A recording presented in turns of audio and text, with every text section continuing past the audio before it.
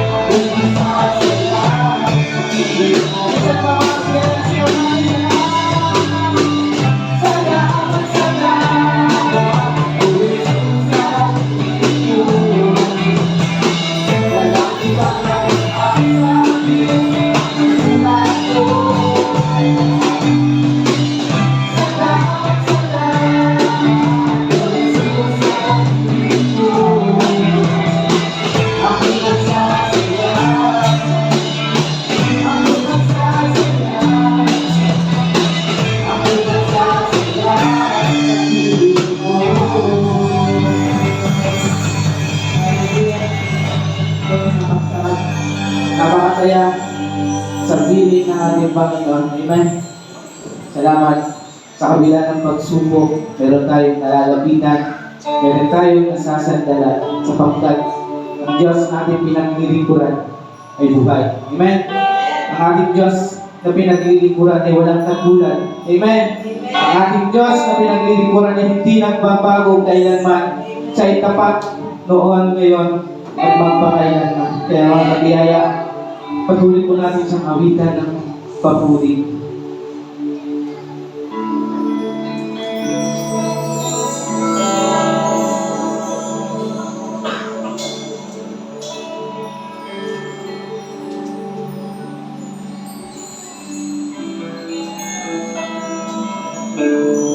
Hindi ko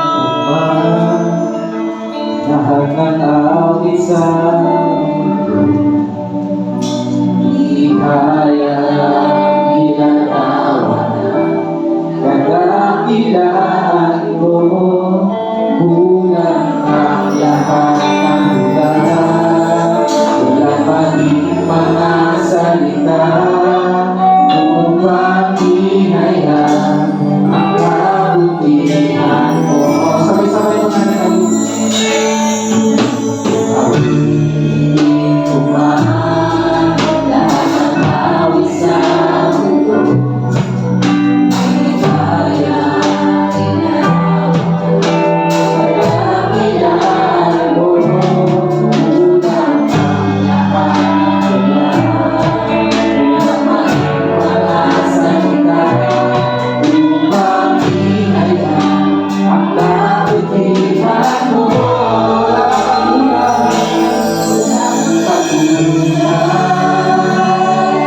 Wala nang hihiling sa'yo, wala kang katulad, wala nang papantay sa'yo. Ikaw ang Diyos, maupaman, maging ngayon at kailanman, sa habang panahon, wala kang katulad. Isa pa, awitin ko lang.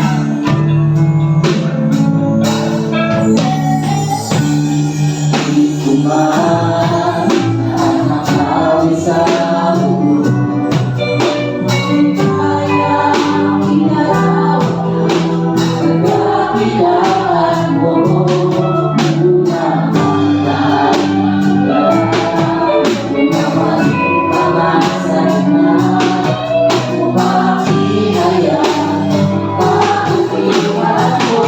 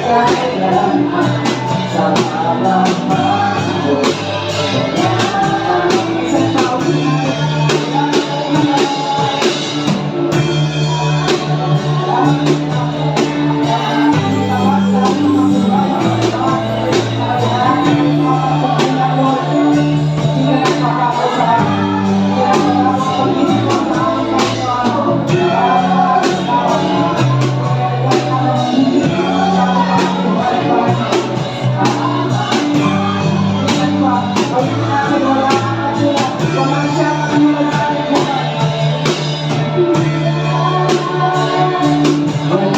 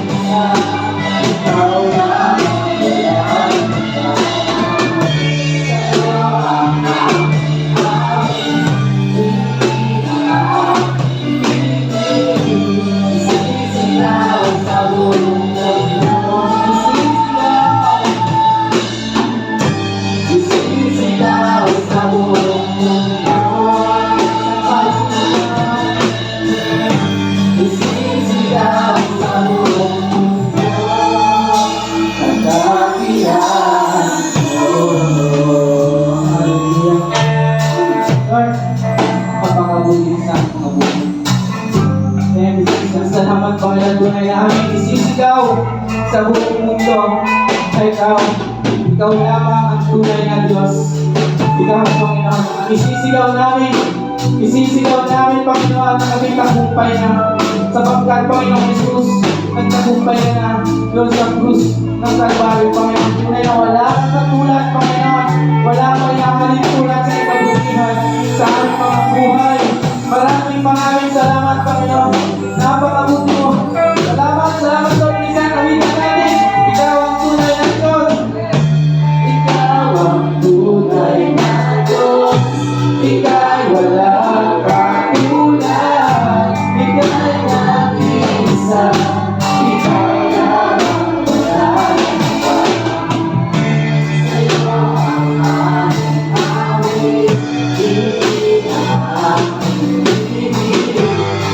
Sisigaw sa buong mundo.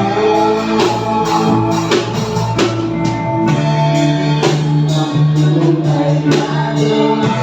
Ika'y walang katulad. Ika'y nag-iisa. Ikaw lang ang walang iba. Sa'yo ang aming awit. Sisigaw sa buong mundo. Sisigaw sa buong mundo. Sisigaw sa buong mundo.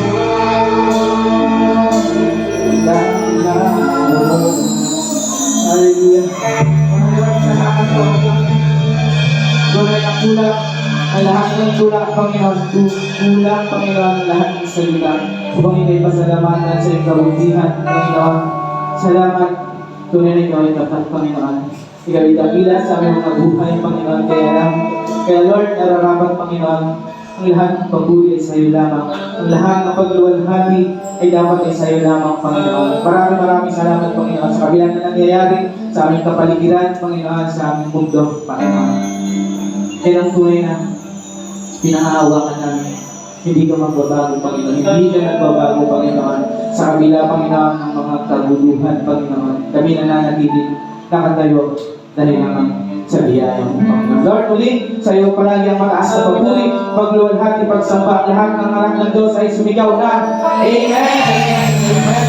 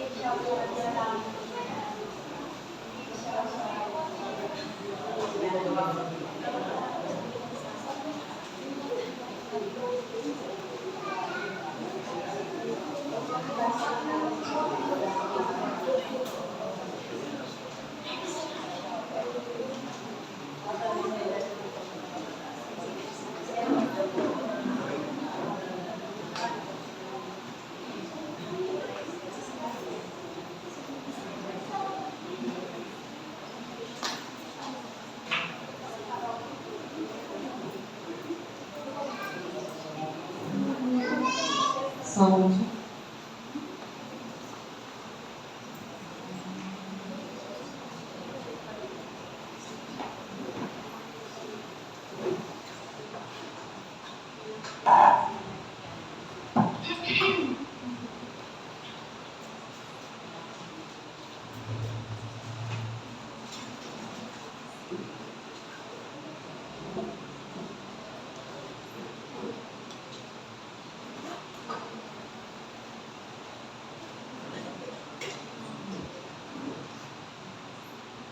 Sound check. Praise God. Let's give God our best clap of praise. Hallelujah. Hallelujah. Hallelujah.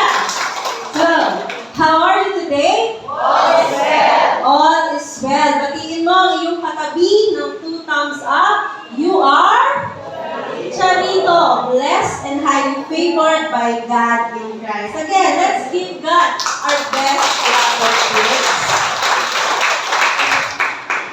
So we are on part 12. We are on part 12 of our series, Your Next Season is Coming. And today,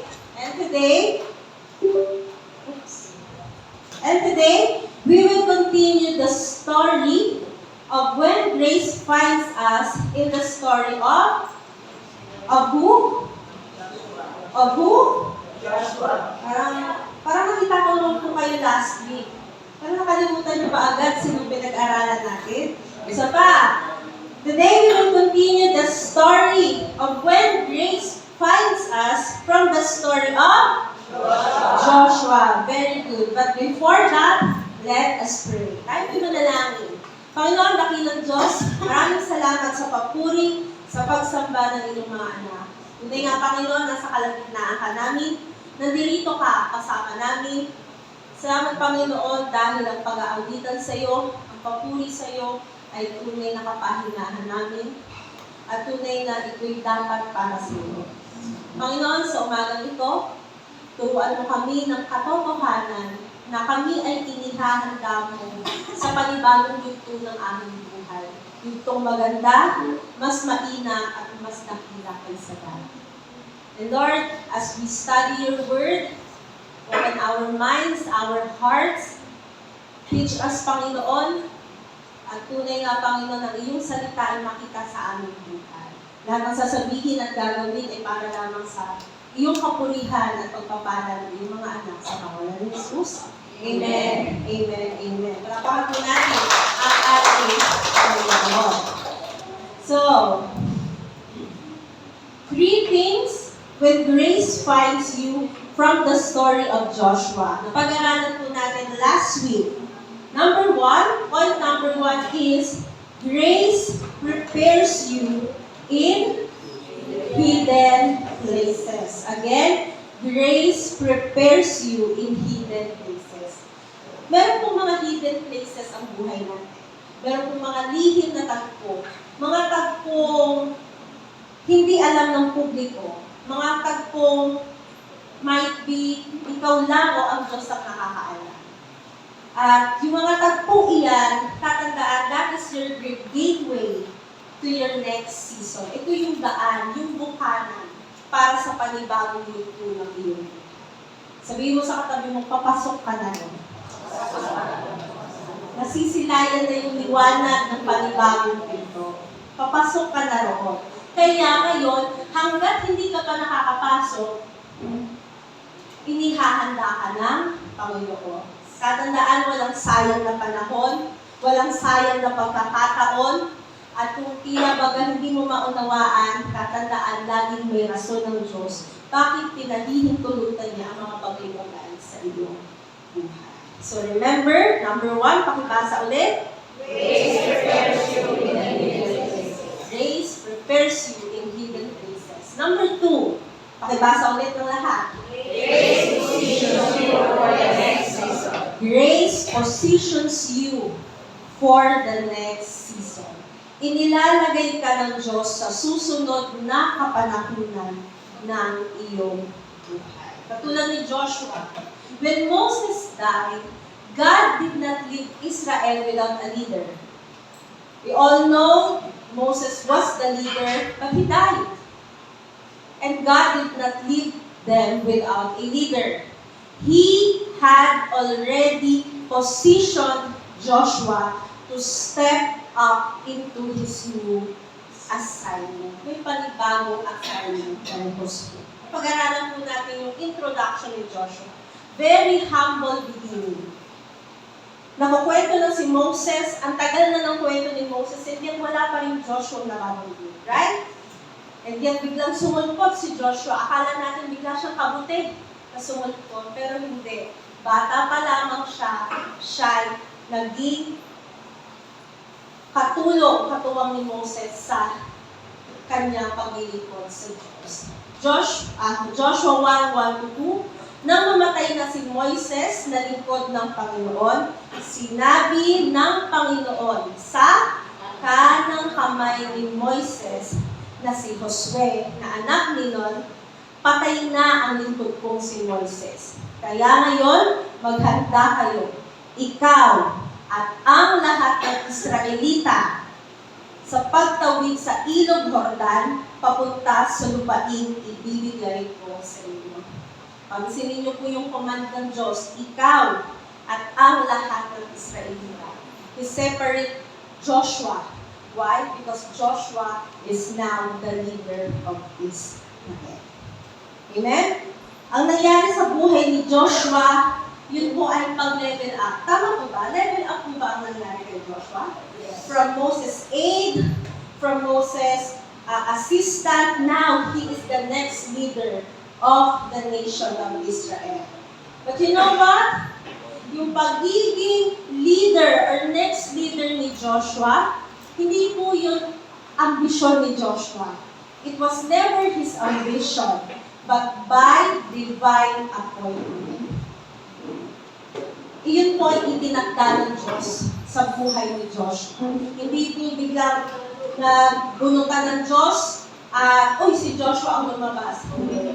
Bago pa isilang si Joshua, bago pa po ang mundo ay maganap, nakatakda na po talaga si Josue na maging next leader of Israel.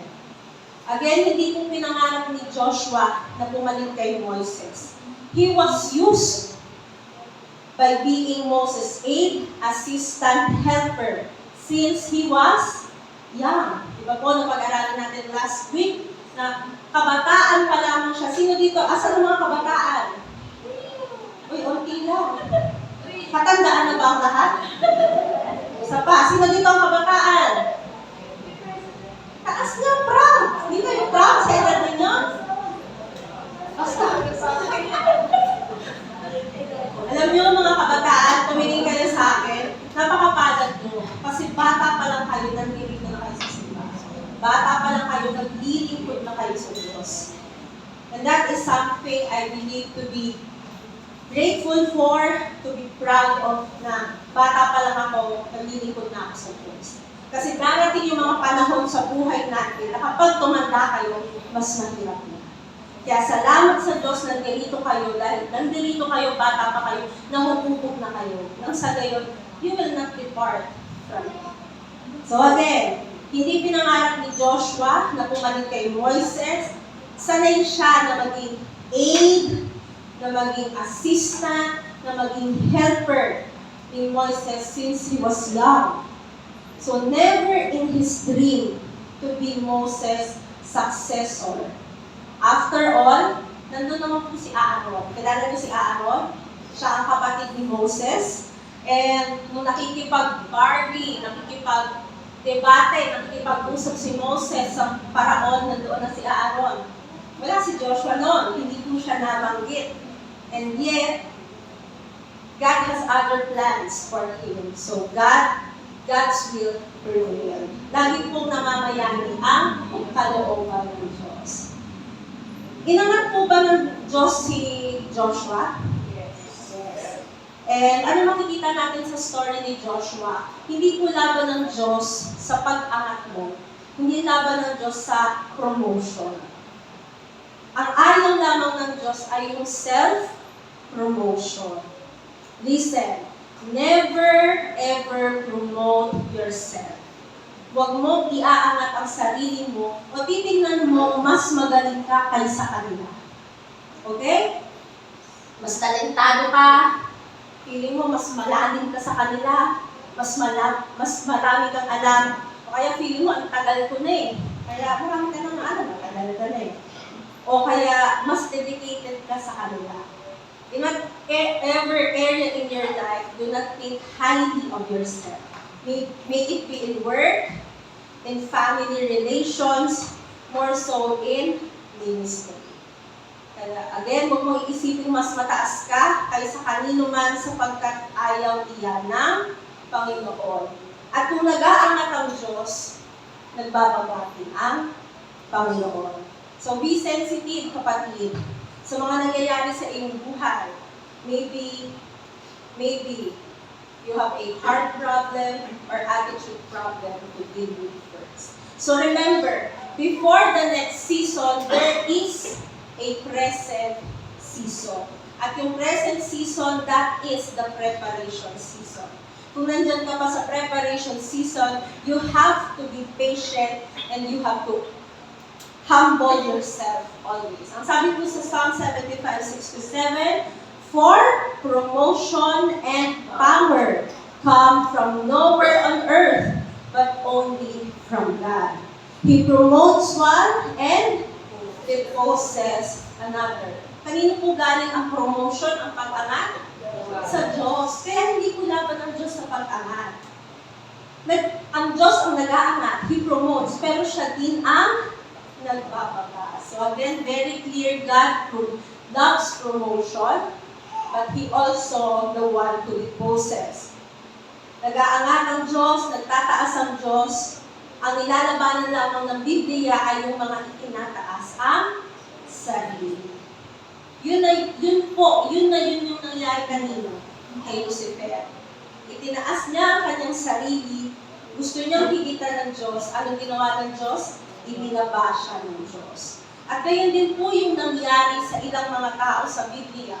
Number 16, kilala niyo po si Korah, si Dathan at si Abiram. Hindi ko po alam kung nahagip na po ng basa niyo yan.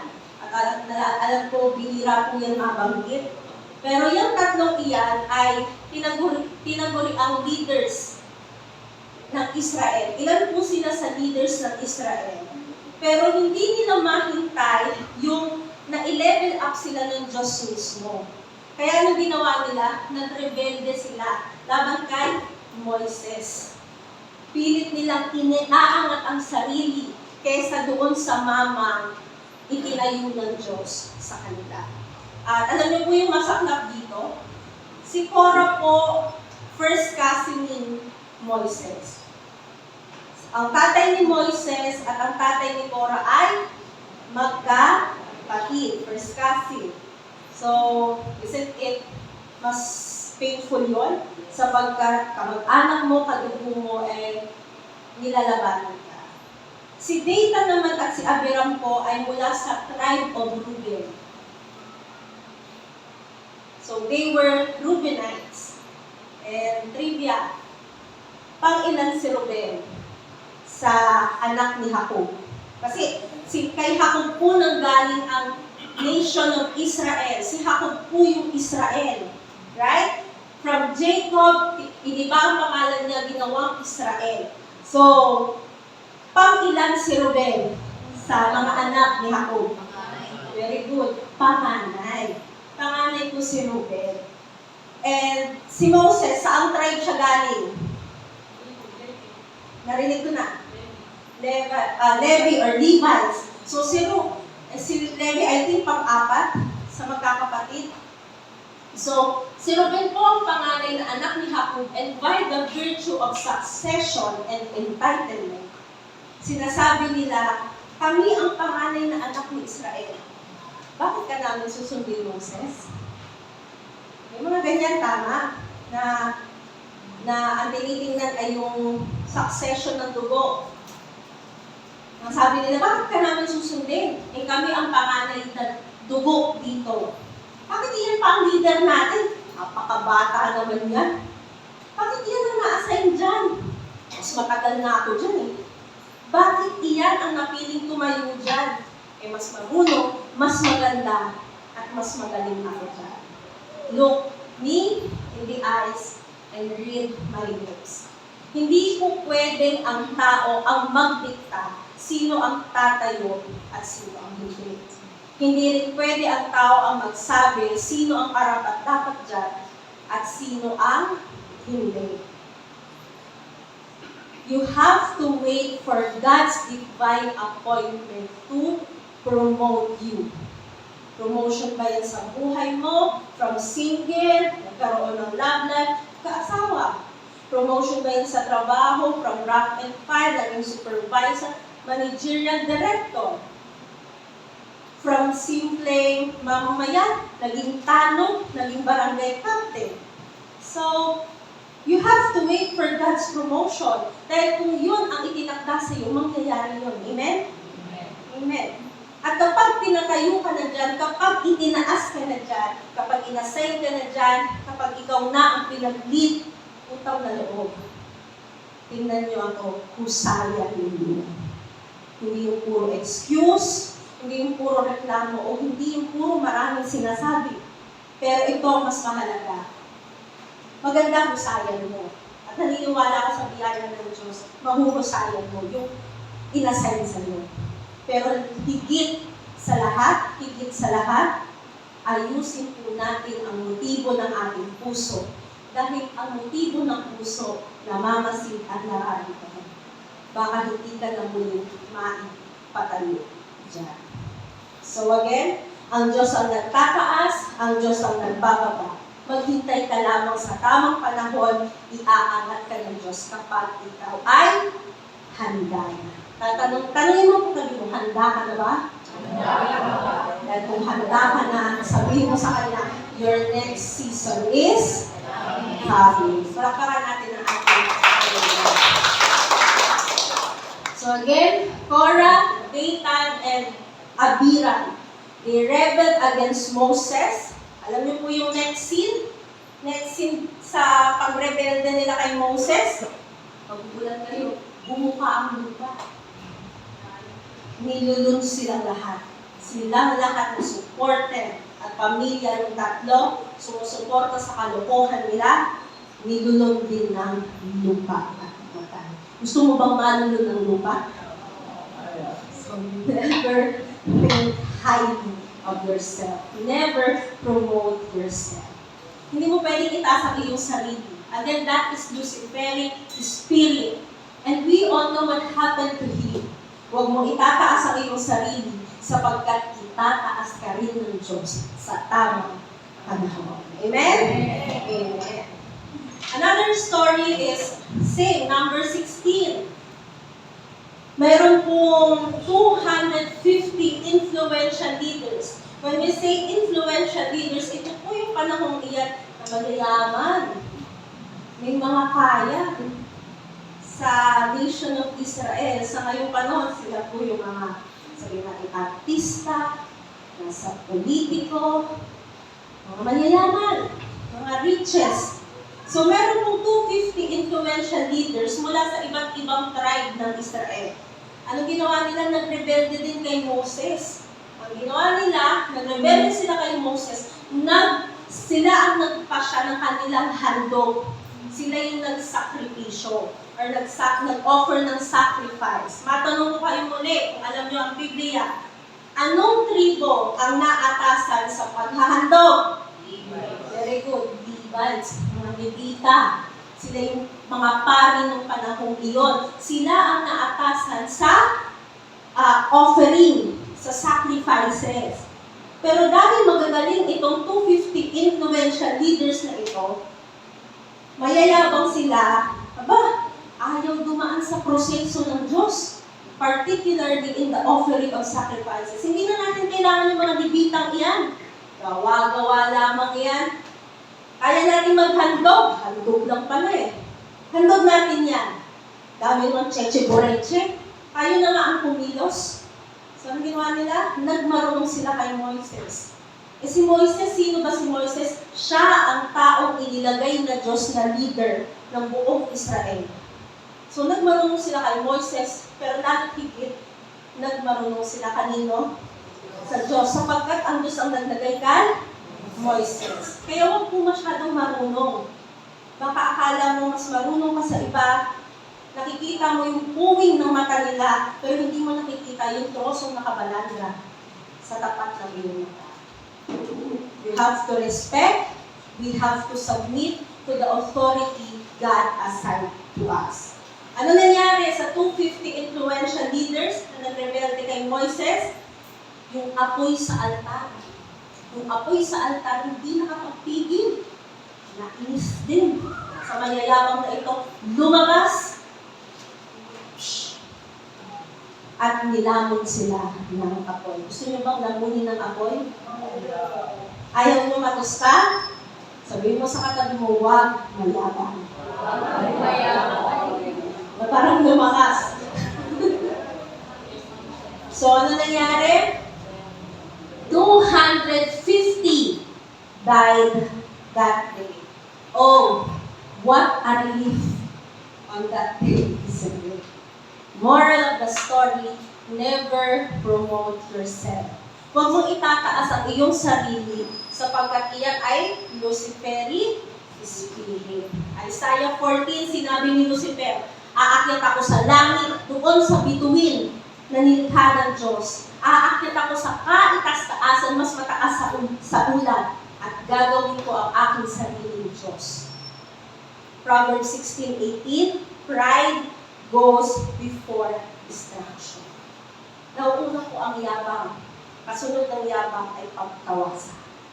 Ayan po ang nangyari kay Lucifer, kay Korah, kay Dathan, kay Abiram, at sa 250 influential leaders. Sabihin mo sa katabi mo, huwag ka nang sumunod. Ayoko kung bumuka ang lupa dito. At lalong ayoko may apoy na lalabas papunta sa inyo. Mahal po ang paggawa dito sa church. Huwag mo namang pabukasin ang lupa. Sisingilin namin kayo kahit nasa lupa kayo. Okay? So, antayin mo itinakdang promotion ng Diyos sa buhay mo. Kasi parating na yan. Amen? Sa trabaho man yan, sa community, even in ministry, maghintay. And you know, while you wait, you have to wait patiently. You have to wait expectantly. Pinakamahalaga, you have to wait quietly. Sabihin mo, quietly. Quietly. Bawal daw mainip, lalo higit, bawal na rin ang maraming sinasabi. Kasi kung totoo kang naghihintay, umaasa ka. At kung umaasa ka, you are working quietly para sa culmination ng inaantay mo. At wala po, ano mga kapatid, huwag po maraming sinasabi. Bakit? Kasi po, ang isda nanguhuli sa sariling bibig, ang isda nanguhuli sa sariling Facebook post.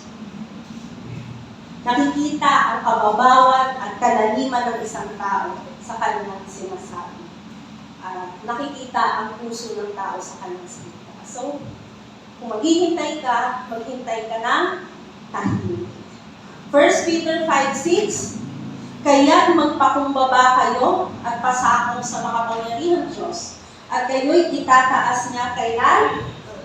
Sa takdang panahon. So, wait on the Lord. Be patient, stay humble, your promotion is coming. Your next season is coming. Amen? Papakan natin ang ating.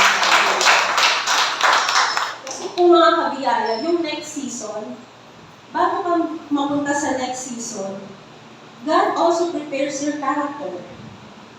Why? Bakit kailangan i-prepare yung character mo? Kasi hindi mo kakayanin yung next season kung mababaw ka pa rin, kung mayabang ka pa rin. That is why, kasama ng pag-angat, yung pag-prepara.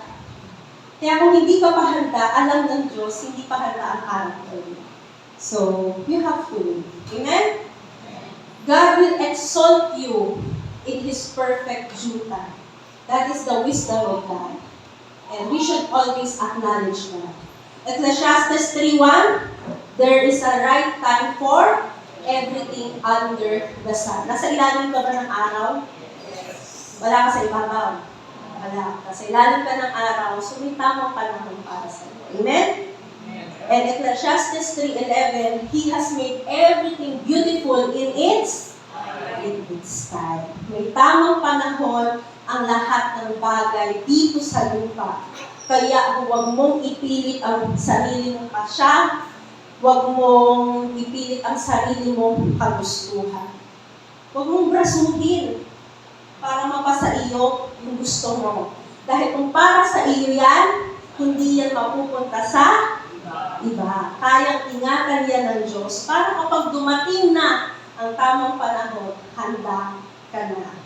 Pero kung makulit ka, may makulit pa kayong katabi? Opo! Meron daw eh. Okay. Pero kung makulit ka, sabi mo sa makulit mong katabi, kung makulit ka, mapilit ka, akala mo marunong ka sa Diyos, marunong ka sa iba, pasensya. Okay. Kasi ito ang totoo, mapapariwara. Makulit ka. Makulit ka ba? Pero sa makukulit, mapapariwara sila. Kung hindi ka man tuluyang mapariwara, mauuntog ka ng matindi. Ang masasabi ko, buti nga. Buti nga, kasi kasunod ng nauntog ka, bukol. At pag may bukol ka, maaalala mo, hindi mo na uulitin. Pero pwede ka naman hindi magkabukol. Tama? Kaya matutong sumunod sa kalooban ng Diyos. Alam niyo mga kapatid, makinig. Tumingin sa akin. Ang katigasan ng ulo ay kataasan. Ang hindi pakikinig ay kataasan. Nakikinig ka ba? Yes. Walang nag-uusap. Ang sabi ni Pastor, mataas ako, makikinig muna. Okay. Totoo po yun. Kapag matigas ang ulo mo, ayaw mo makinig, ikataasan ka. Mga kabataan, asan ang mga kabataan? Favorite ko kayo Pasensya na po Favorite ko kasi ang kabataan Mga kabataan, makinig kayo dahil kayo yung madalas na mabilis yung magbago ng season. Tama? From elementary, preschool, elementary, high school, senior high school. So, nag-iiba ang panahon yung mabilis. Hindi katulad sa aming hindi ganon, katanda. Kala nyo Mabilis kasi ang panahon ng kabataan. Kala nyo lang matagal, pero mabilis. Huwag magmadali sa pagtanda. Kabataan, tumingin sa akin. Yung hindi nakatingin sa akin, matatanda kayo, bahala kayo. Mga kabataan, huwag magmadali sa pagtanda. Kasi iba, gusto-gusto na magtrabaho, gusto-gusto na magkapamilya, nagigil kayo. Darating kayo dyan. Parang nainip, tama? Ako po ay galing sa kabataan. Kaya nagsasabi ko ito sa iyo ng harapan. Hindi po laging masaya sa pagtanda. Naalala niyo na tumuro ni Pastor nung nag-give connect tayo? Ang sabi niya, maglingkod na kayo ngayong panahon na bata kayo kasi darating yung panahon na mahirap na. Ito yung panahon yung matatanda na kami. Tama ba matatanda? Oo. Mahirap ang adulthood. At hindi po laging masaya sa adulthood. Mas maraming problema, mas maraming responsibilidad, mas maraming trabaho at expectation sa iyo. Kaya huwag tatalon agad sa hindi nyo pa kapanahonan. Patuloy mo yung katabi mo, sabihin mo, huwag tatalon. Bakit ba ako? Para maalala niya, yun yung lesson. And para po sa lahat, makinig. Kung gusto ninyong malaman kung tama ba ang pinagagawa, pinagsasabi ninyo, Philippians 4:8. Again, kung gusto niyo matest, tama ba ito? Gagawin ko, tama ba itong sasabihin ko, Philippians 4:8. Anong sabi doon? Kung ito ay totoo. Ano yung una? Ano yung una? Kung ito ay, tingnan nyo, di kayo nakikinig. So sabi sa Philippians 4:8, kung ito ay totoo, ano yung una? Totoo. Ibig sabihin, walang halong pagsisinungaling o pag-ibabaw. Kung ito ay kagalang-galang, hindi ka magiging kabastos-bastos at walang hiya. Kung ito ay matuwid, come on, alam ninyo ano yung dapat at hindi. Anong dapat sabihin, saan dapat pumunta at hindi. Tama? Kung ito ay malinis, hindi ka dadalhin sa karumihan, sa kasiraan. Kung ito ay kanais-nais, hindi ka magiging kainis-inis. Kung ito ay kahanga-hanga, ang Diyos ang tunay na mapapapurihan, hindi mayuyurakan ang pangalan ng Diyos. Kung ito ay mahusay, karapat-dapat, parangalan, ito bang ginagawa ko ay kapuro-puri at pwedeng ikwento sa iba? Ang sabi ng Biblia, ito ay dapat mong isipin at tahan. So mga kapatid, kung gusto nyo i-test, kung tama ba ang pinagagawa nyo, ano babasahin? Philippians 4:8. Philippians 4:8. Kasi doon matitest nyo lahat ng isip, lahat ng gagawin ninyo. Nakaalay ba to sa kalooban ng Diyos? So again, itatak sa isip para ikaw at ako ay hindi maging kahiya-hiya sa huli. So learn to wait on God's divine appointment like Joshua. Alam niyo po ba si Joshua? He waited for so many years. Alam niyo po kung kailan lang siya nabigyan ng major assignment? Nung ipinadala sila dun sa Cadiz Barnea upang magmanman sa lupang pangako. Sino yung kasama niya? Si Joshua and si Caleb. Yung 10 spiya din, 12 spies sila, pero itinangi si Joshua and Caleb dahil sila lang dalawa ang naniwala kaya nilang pasukin ang Canaan. So, nabigyan siya ng assignment yung time na lang na yun. Alam niyo kung ilang taon siya? Estimate 80 years old. Matanda na? Akala niyo lang yun kasi ang kabataan o ang binatilo sa Israel ay 40 years old. Oo, binatilyo pa lang yun. Ilang taon ka ba? 20 ka ba? See? So, 40 years old, binatilyo pa lang. Kailan niya natanggap yung major assignment? 80 years old. So, ang tagal. Tama?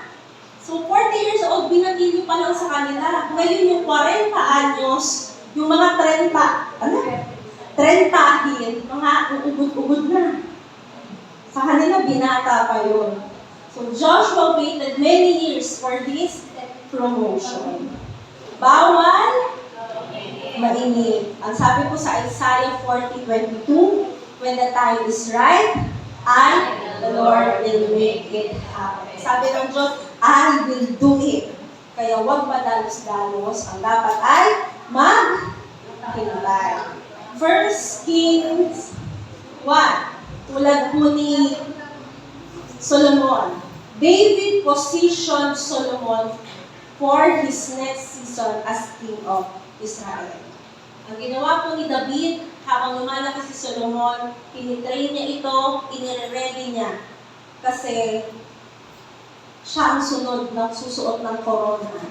Siya ang sunod na papasal ng nation of Israel. So there is the time of preparation and the time for the next season. 2 Kings 2. Ganun din po ang nangyari. Elijah positioned Elisha for his next season as a prophet of Israel. Ang sabi ni Elijah, darating ang panahon, kukunin ako ng chariots of fire. Kasi po, dalawa lamang po sa Biblia yung hindi nakaranas ng kamatay. Isa po doon si Elijah. Sabi na kay Elisha, darating ang panahon, kukunin ako ng chariots of fire. Kapag kinuha ako nun, ikaw na ang sunod na propeta na Israel. You will receive the double portion of anointing. Remember the anointing? Iba ang anointing noon sa anointing ngayon. Ngayon si Elisha, hindi niya inaalis yung tingin niya kay Elijah. Mag-CR man si Elijah nakatingin. Minsan nasabi ni Elijah, aalis muna ako, doon ka na lang. Hindi pwede. Bakit nakaagaw si Elisha? And that is preparation. Another story, 2 Timothy 2. Paul positioned Timothy for his next season as the pastor of Ephesus. Kaya pansin nyo, ilang sulat si Apostol Pablo kay Timoteo? 2. Kasi yun po yung mentorship na nagaganap. And that mentorship, that is the hidden season, that is the preparation season. Bakit? Kasi ipagkakatiwala na ni Pablo, the Church of Ephesus, a very problematic church, to Timothy. And of course, Matthew 28, the Lord Jesus positioned His disciples to the next season of reaching the world. Ilang taon tinuruan ni Jesus ang mga disipulo? 3 years. They were taught by the master teacher. Hindi sila basta pinatayo at pinagturo. They were taught and trained by Jesus for the next season of reaching the world. We all know, si Jesus ay namatay sa krus ng Kalbaryo, muling nabuhay, at siya'y umakyat sa langit. So, ang next in line, yung mga disciples para i-reach yung world. So, bago man mangyari yung krus, inihanda na sila ni Jesus. At ganun din po sa atin. Ephesians 1:3, through the cross, God has positioned us in Christ for a new season of experiencing salvation, healing, blessing, and freedom. Ipwinesto na po tayo ng Diyos sa kanyang anak. Sino dito ang nakay Kristo? Kung ikaw ay nakay Kristo, ipwinesto ka ng Diyos sa pagpapala. Kaya kung tinanggap mo na si Kristo sa iyong buhay bilang Diyos at tagapagligtas, ikaw ay nakaposisyon sa pagpapala at pagpapala. Amen? Amen po ba? Amen. Palapakan natin ang ating. So number 1, grace prepares you in given places. Number 2, grace positions you for the next season. And number 3, pakibasa. Grace empowers you to fulfill your destiny. Ang bawat isa sa atin ay may destiny. At ang Diyos ang nakakaalam ng ating destiny. Amen? Hindi mo alam ang destiny mo, pero ang Diyos na gumawa sa'yo, alam niya ano yung nakatakda sa'yo, sino yung nakatakda sa'yo, para saan ka. Alam niya ng Diyos. At inihahanda ka niya doon sa lihim na tagpo at ipinoposisyon ka para bigyan ka ng kapangyarihan, matupad yung susunod na yugto ng iyong buhay. Again, wala pong aksidente sa mga nangyayari sa iyo. Tingnan mo yung katabi mo. Mukha bang aksidente yan? Hindi rin mukhang na-aksidente. Hindi rin yun. Walang aksidente sa mga nangyayari. Kahit ito man minsan ay galing sa katigasan ng ulo, gumagawa pa rin ang biyaya ng Diyos para itama yung landasin mo. Dahil laging mananatili ang magandang plano ng Diyos. Amen? Gano'n man kapangit ang tinahak mo dahil makulit ka, matigas ang ulo mo, naniniwala ako, itatama ka ng Diyos dahil mahal ka ng Diyos. Amen? Palakpakan natin ang ating pagkakas. That is the truth. Pero minsan, sa katigasan ng ulo mo, nabubukulan ka. Pangit ang may bukol, tama? Gusto mo bang pumangit muna? So, wag matigas ang bukol. So, sa buhay ni Joshua, ano bang nangyari? Joshua 5:6. Ang sabi ng Diyos, walang makakatalo sa iyo habang ikaw ay nabubuhay. Ang ganda ba? Again, walang makakatalo sa iyo habang ikaw ay nabubuhay. Ang sabi ng Diyos, sasamahan kita, gaya ng pagsama ko kay Moises, hindi kita iiwan o kaya'y pababayaan. Ang sabi ng Diyos, magpakatatag ka at magpakatapang dahil ikaw ang mamumuno sa mga taong ito para angkinin ang lupaing ipinangako ko sa mga ninuno nila.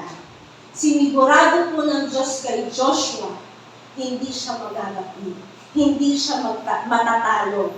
Sinigurado ng Diyos kay Joshua, siya ang magdadala. Under his leadership, siya ang magdadala sa mga Israelita sa lupain ng Kinaan. Lupain umaapaw sa gatas at punong-punong. That is a very, very wonderful, beautiful land. Kaya kung babasahin mo yung book of Joshua, mapapansin mo, victory after victory. Tagumpay pagkatapos ng isang tagumpay. Bakit? Dahil sinigurado ng Diyos, magtatagumpay si Joshua. Ano yung kasiguraduhan? Sa samahan kita. Kaya ang book of Joshua po ay often called the victory book of the Bible. Kasi wala po hindi po natalo si Joshua sa kahit-anong tignan. Kaya kung mapapansin nyo, anong name ni Joshua? Anong Hebrew term? Yeshua. Anong Hebrew term ng name of Jesus? Yeshua. Victory after victory. Ang sabi ng Diyos, walang makakatalo sa iyo habang ikaw ay nabubuhay. What an assurance from God. At ano nyo kung ano yung assurance? Sasamahan kita. Iyon po yung guarantee. Bakit laging matagumpay si Joshua? Alam nyo, kung iisipin nyo, pag samasamahin nyo ang lahat ng napag-aralan natin at mapag-aaralan pa, Noah, Abraham, Jacob, Joseph, Moses, Joshua, ano yung similarity nila? Ang sekreto ng kanilang tagumpay, yung pagsama ng Diyos. Kaya huwag mong hahayaan hindi nyo kasama ang Diyos. Tanggapin mo ang Panginoon ngayon at lagi ka niyang sasamahan. Amen? Amen. Palakpakan natin ang ating Panginoon.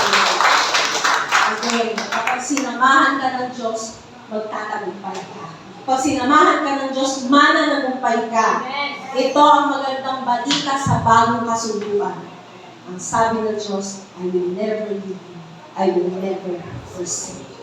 Hindi tayo iiwan ng Panginoon, sasamahan niya tayo sa lahat ng laban at sa lahat ng panahon.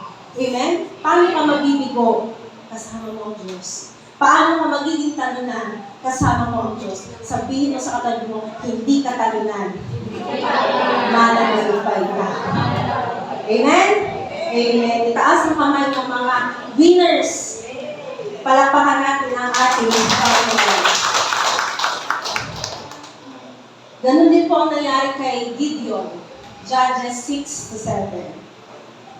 Noong panahon, ang isip ni Gideon, ang tingin niya sa sarili niya, siya ay mahina, siya ay talunan. Anong tinawag sa kanya ng anghel ng Diyos? Ang mighty warrior. Pero kung titingnan niya ang sarili niya, walang mighty. In fact, nung naabutan siya ng anghel ng Panginoon, nagtatago siya, nanginginig, natatakot. Pero anong sinabi ng anghel ng Panginoon? A mighty warrior. Prinovisay ng angel of the Lord na isang magiting na mandirigma si Gideon at yun nga ang nangyari. Alam niyo po yung story ng Gideon and the 300? Sa pa, parang may discussion. Okay? Alam niyo po yung story ng Gideon and the 300? Tinalo ni Gideon at ng 300 na mga lalaki ng Israel. 300 lang ang kasama niya ha. Tinalo ni Gideon at ng 300 yung libo-libong Midianita. Kahit mag-mat kayo, the math is not mathing, right? Paano magagaling magagapi ng 300 ang libo-libong Midianita? Kahit kurutan o kilitian ng laban, walang panama ang 300 sa thousands of men. Right? Eh anong pupuntahan nila? Digmaan. Anong pinadala sa kanila ng Diyos? Ang pinadala sa kanila ng Diyos ay sulok, torotot, pitser. Kung ikaw mapupuntahin ko sa digmaan, kahit aso lang, yun ba ang dadalhin mo? Hindi. Hindi ka masusunod sa akin, pumunti. Tama? Pero yun ang pinadala ng Diyos sa kanila. Yung sulok, nasa loob ng pitser. Pagkainit ng torotot, babasagin nila yung pitser para matira yung sulok. Tapos sisigaw sila, the sword of the Lord and of Gideon. Pagdating nila dun sa kampo ng mga Midianita, wala na silang naabutan ni isang buhay. Nagpatayan na ang mga Midianita. At ang ginawa na lang nila, kinuha ang samsan. Bakit? Sinamahan sila ng Panginoon. That is the will. Palapakan po natin ang Panginoon. Ganun po ang ginagawa ng Diyos. Dinadaig ng Diyos ang rason ng tao sapagkat iba ang rason ng Diyos. So, in the end, praise to God. In the end, praise to God. Amen? Amen. Another thing, alam niyo itong kwento na to, 1 Samuel 17. Anong story yan? David and Goliath. Hinarap ni David si Goliath, hindi dahil kaya niyang talunin si Goliath, pero dahil ang tiwala ni David ay sa Diyos. Ang sabi ni David, ang Panginoon na nagligtas sa akin sa kuko ng mga leon at oso, ay siya ding magliligtas sa akin sa kamay ng Pilisteo. Ito, ang sabi ni David, lumapit ka sa akin na may taba, sibat at kalasag, ngunit lumalapit ako sa iyo sa pangalan ng Panginoon ng mga hukbo, ang Diyos ng hukbo ng Israel na iyong hinahanap. Itatak mo sa isip, kapag kasama mo ang Diyos, hindi ka matatalo. Amen? If God is for you, who can be against you? Ang mga setbacks, may mga setbacks ba kayo sa buhay? Yung mga setbacks na meron tayo ngayon, that is a setup for your next season. Again, may mga setbacks sa buhay natin. Totoo yan. Parang hindi naman ito ang buhay na pinagpala. Lord, ilang taon na, dito pa rin ako. Hindi ako umuusad. Do not lose hope. Do not give up with your faith. Because those setbacks are just setups for your next season. A far more beautiful and better season. Malaki po ba si Golaya? Yes. Gigante po ba si Golaya? Yes. Pero alam nyo, hindi po yan ang pinakamalaking natumba ni David. Ano yung pinakamalaking naitumba ni David? Yung 13 years sa loob ng 13 taon ng buhay niya, hinahabol, tinutugis siya ni Saul para patayin. Dahil ayaw ni Saul na si David ang maging next king of Israel. Ang gusto niya yung anak niya. Sino yung anak niya? Si Jonathan. So tinutugis siya, nagtatago siya sa loob ng 13 years. And yet, after 13 years, he became king of Israel. Bakit? Bakit siya pa rin ang naging hari ng Israel? Kahit na grabe yung pagtugis sa kanya. Because that is his destiny. Yun po yung destiny na itinakda ng Diyos sa buhay ni David. Remember this, kahit anong sikut-sikutin mo sa buhay mo, laging mangyayari ang kalooban ng Diyos sa buhay mo. Amen? So, pag sumahin ninyo, ang Biblia po ay punong-puno ng kwento ng mga babae at lalaki na nagtagumpay, hindi dahil magaling sila, kundi dahil sinamahan sila ng biyaya ng Diyos. Their destinies were fulfilled not by their might, but because of the grace of God that was with them. Kanina pa ako destiny ng destiny. What is destiny? Destiny is the embodiment of God's grace in your life. Again, destiny is the embodiment of God's grace in your life. Ang destiny po, ito yung kabuuan ng biyaya ng Diyos, ng pagkilos ng biyaya ng Diyos sa iyong buhay. Kaya kung ikaw ay nasa Diyos, meron kang destiny. Sapagkat tutuparin niya ng Diyos yung biyaya niya sa buhay mo. Ano sabi sa Jeremiah 29:11? For I know the plans I have for you, declares the Lord. Plans to prosper you and not to harm you. Plans to give you hope and a future. Hindi po gusto ng Diyos masaktan ka. Hindi rin gusto ng Diyos na maparwara ka. Maganda ang plano ng Diyos, may pag-asa at may magandang kinabukasan. So that is your destiny. Blessed, favored, malakas, malusog, masigla, sapagkat iyan po ay dinalaran ni Kristo sa krus na Kalbaryo. So, let's see them again. Next. 3 things when grace finds you from the story of Joshua. Pakibasa ng malinaw at malakas. Number 1. Grace prepares you in the hidden places. Number 2. Grace positions you for the next season. Number 3. Grace empowers you to fulfill your destiny. The life application. Number 1. Basa na lahat. Stay patient in the preparation season. Stay patient. Huwag mainit sapagkat it's your preparation season. So again, stay patient in the preparation season. Grace is not idle. Kapag sinabi ng natin idle, walang ginagawa.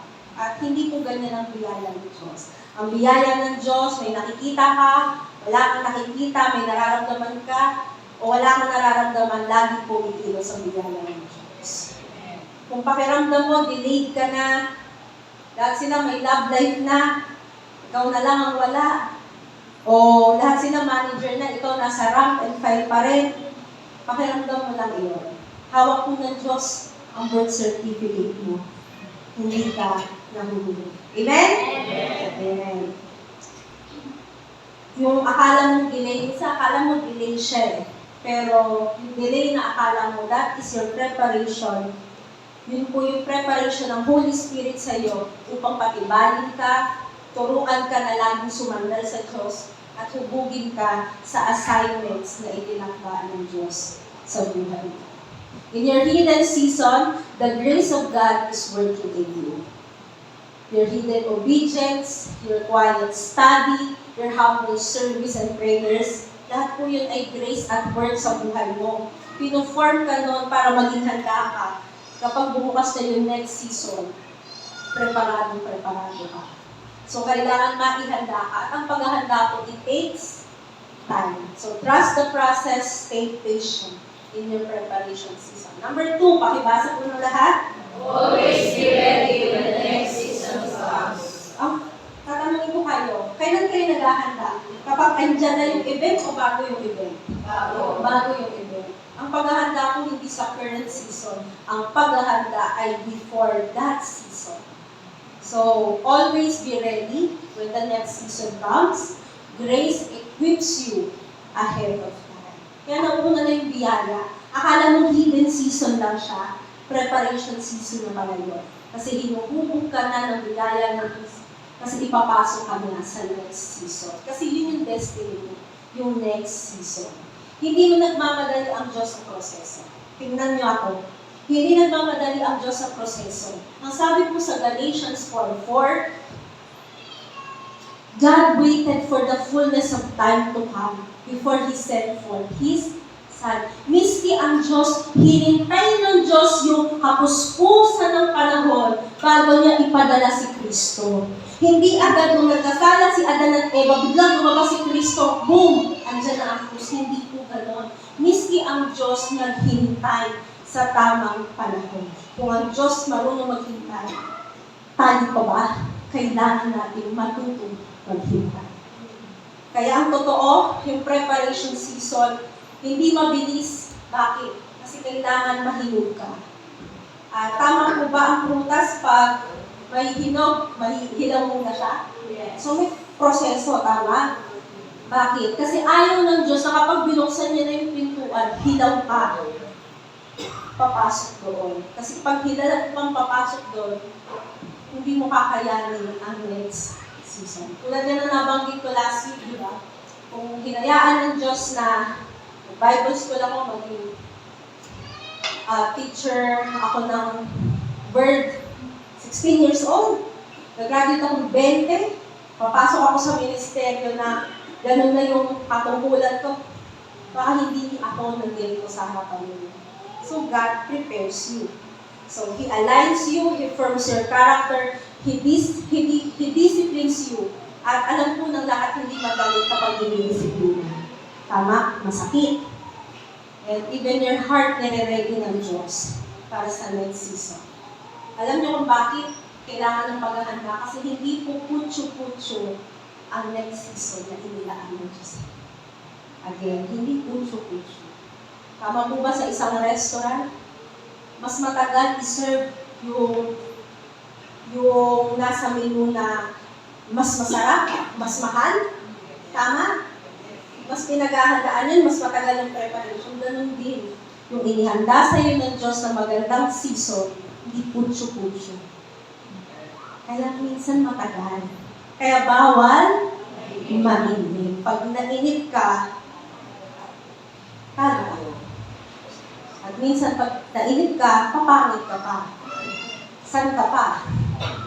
Matutong maghintay. So ang next season, mas maganda, mas dakila, mas masaya kaysa sa nagdaang season. Again, walang sayang na panahon. Nandirito ka sa church na ito. Tama ba nandirito kayo? O espiritu lang kayo lahat? So, nandito kayo sa church na ito, hindi sa ibang church. Kasi kasama ko sa preparation season ninyo. Gusto ng Diyos marinig mo ito, na yung pagpapala ng Diyos, hindi premyo ng gawa mo, kundi biyaya ng tinapos na gawa ng Diyos. Amen? Amen. So, number 1, stay patient in the preparation season. Number 2, always be ready when the next season comes. Number 3, pakibasa na lahat. Honor God's grace in your new season. Tatandaan, you are not self-made, you are grace. Again, you are not self-made, you are grace made. Basahin natin itong lahat dahil napakaganda ng versikulo ito. 1 Corinthians 15:10, basa. Ngunit kung ano ako ngayon, ito ay sa pamamagitan ng biyaya ng Diyos. At ang kanyang biyaya para sa akin ay hindi nawawala ng saysay. Sa halip, ako'y nagsikap na hindi kaysa kanyang lahat. Gayunman, hindi ako, kundi ang biyaya ng Diyos na nasa akin. Napakaganda ng verse. Walang kayabangan sa verse na yan. Lahat ng kulong, lahat ng kidlat sa Diyos. Amen? Dapat mo maunawaan. Maunawaan dapat natin to. Para walang mayabang. Lahat ng opportunity, lahat ng skills na meron ka, lahat ng talinong meron ka, lahat ng talentong meron ka, na kailangan mo, lahat ng tagumpay, karunungan, pinadaloy lamang din sa iyo ng Diyos. Kung hindi yan ipapadaloy ng Diyos sa iyo, wala ka. That is the truth. At sabi sa John 1:16, from His fullness, we have all received grace upon grace. Ano ito sabihin ng talatang iyon? Lahat ng kailangan natin sa mundong ito, idiniposito na ng Diyos sa ating born again spirit. So you have to believe you have it inside. You need healing, healing is inside. You need provision, provision is inside. You need wisdom, wisdom is inside. Amen? Amen. At hindi po yan mapupunta sa loob kung hindi ibinigay ng Diyos. Saan tayo pupulutin kung wala ang Diyos? Tama? So, all in all, ang Diyos ang magaling sa kwento natin. Amen? Anumang season, ang Diyos ang magaling sa kwento natin. Ang sabi po sa Romans 8:11, the Spirit that raised Jesus from the dead lives inside you. Again, the Spirit that raised Jesus from the dead lives inside you. Gusto ko kasi maunawaan ito. Rather, gusto kong maunawaan niyo ito. Dahil napakaganda ng katotohanan nito. As I always say, and I will say it again, tatanungin ko kayo, makinig. Namamangha ba kayo sa sansinuko? Namamangha ba kayo sa bituin, sa mga planeta, sa kapaligiran, sa lahat ng nilikha ng Diyos? Nakakamangha ba? Alam niyo yung story of Genesis? Anong power ang gamit ng Diyos? The creative power of God. Yun ang gamit ng Diyos nung nilikha niya ang sansinuko. Tatanungin ko kayo, namamangha na kayo doon? Kamangha-mangha ba yun? Kagila-gilalas ba yun? Yes. Yes. Pero ito dapat mo maintindihan, nung ginamit ng Diyos yung creative power niya para gawin ang sansinukob, wala pong opposing power. Walang pwersang lumalaban para hindi mangyari iyon.